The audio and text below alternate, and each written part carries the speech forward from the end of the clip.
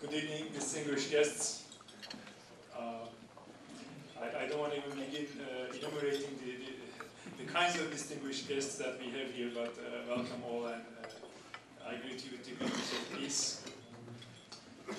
I'm here only for tonight, and I think it's well worth the travel to this beautiful place and for the company of these beautiful people. I come here as the representative of the Institute of Interfaith Dialog from Houston, where our headquarters is. And we have a general philosophy about dialogue. Our coming together here, for instance, tonight, I think it is, or I believe it's beyond simply coming and sharing food. I think it actually demonstrates a belief, a feeling that humanity as a whole, we can do better than what we are doing right now. I think it also demonstrates a hope, a vision that we will be able to do better, and looking for ways to be a part of the solution that humanity is facing. Gatherings like this may serve as starting points for long-term friendships and trust building, which we see as a key element in working together around shared values and toward shared visions.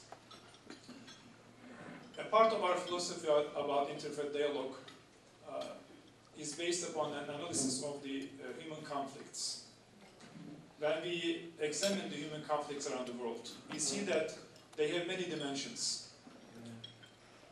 Often there is a political dimension, often there is an economic dimension, sometimes there is an ethnic dimension, and sometimes there is a religious dimension, and maybe other dimensions as well.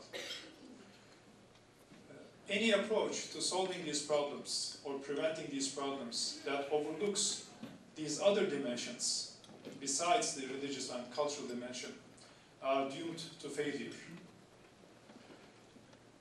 What may start as a political or economic issue may turn out and become a religious or ethnic or ideological conflict, because it's very convenient for the hate mongers and the fear mongers to turn an unpopular fight or conflict into a popular one by painting it with the color of religion and race and ethnicity and ideology.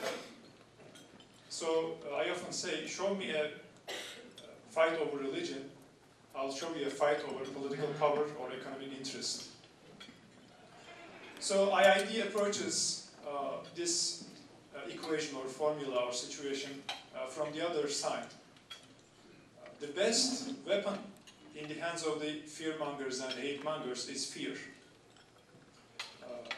Distrust, suspicion, and these all depend on the lack of knowledge or misinformation. One cannot possibly learn about all the cultures and the religions and the people around the world, so we have to rely on other sources. And unfortunately, sometimes media does not really serve the interests of the humanity very well.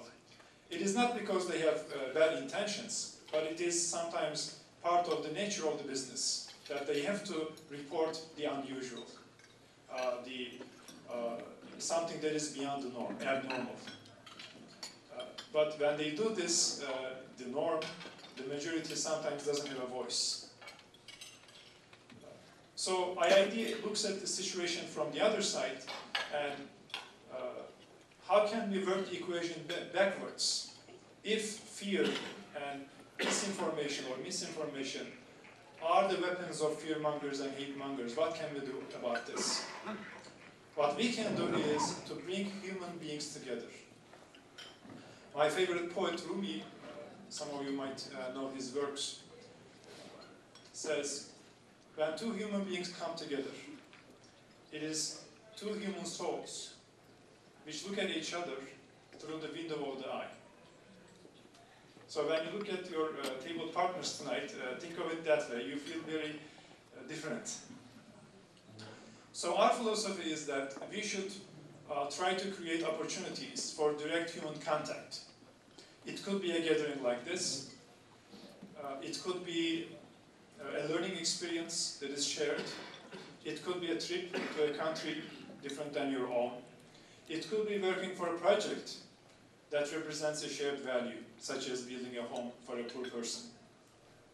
But through direct contact, through interaction, through traveling together, through sharing the joys and the sufferings of life together, there is an opportunity for two human souls to get to know each other. And through that direct communication now, a trust is built. And such people who know each other through direct contact are less prone to the campaigns of hate mongers and the fear mongers. So this is our basic philosophy about interfaith dialogue. So in our dictionary, or codebook if you will, interfaith dialogue has nothing to do with conversion or unification of religions or compromising any of the things that you cherish, that you believe in. No. It is the coming together of people who are committed to their respective faiths. We expect every partner, every participant in the interfaith dialogue table to be committed to their own faiths, but also be open to learning about each other and also building a trust base and working together. So toward that effect, we organize many activities. We organize academic events such as conferences, panels, symposia, which usually cater to university faculty or intellectuals or people just interested in learning, university students. We also organize grassroots events. For instance, in the past few years in Texas and the neighboring states, we have distributed probably about 40,000 cups of what we call Noah's pudding. This pudding is a dessert for some reason. It's sweet. It's made out of many things, and it represents what Noah and the community, Noah's community, did or cooked after they landed on Ararat. And it helps a lot that Ararat now is within the borders of Turkey, although its exact location is controversial. So we encourage our volunteers and anybody that we know to cook this dessert and share it with their neighbors. So far we were able to reach at least 40,000 people, and by that occasion we are able to share a common heritage that we believe in, the Muslims believe in the same prophets, and we cherish the same values that is dear to the hearts of Abrahamic faiths, Christianity and Judaism. Family dinners, where we try to organize Christian, Jewish, Muslim, Buddhist, Baha'i and other faith members to invite each other to their homes. But especially the trips so far have left the greatest impact on people who have participated. When we go to Turkey, it's the home of the seven biblical the seven churches of the Asia Minor. So it is very important for people who cherish the biblical history. The Cappadocia region is the home of the Basilian Fathers and the Doctors of the Church. Antioch is in Turkey, Tarsus is in Turkey, where St. Paul lived and preached. Many important sites are there. But I think the more important aspect is one can visit, let's say, Ephesus, where this ancient capital of the Greek and then Roman civilization, one of the major metropolitan areas. You can visit Ephesus, and right next to Ephesus is this little home, which is attributed to Mary. It is believed that it was the last home where Virgin Mary lived, and it was designated as a site of pilgrimage by one of the late popes, whose name I don't remember. So it is one thing to visit this place as a historic and touristic place, but it is another thing to actually get to see the girls there, the Turkish girls, who aspire to become like Mary in terms of piety, in terms of the lifestyle and purity.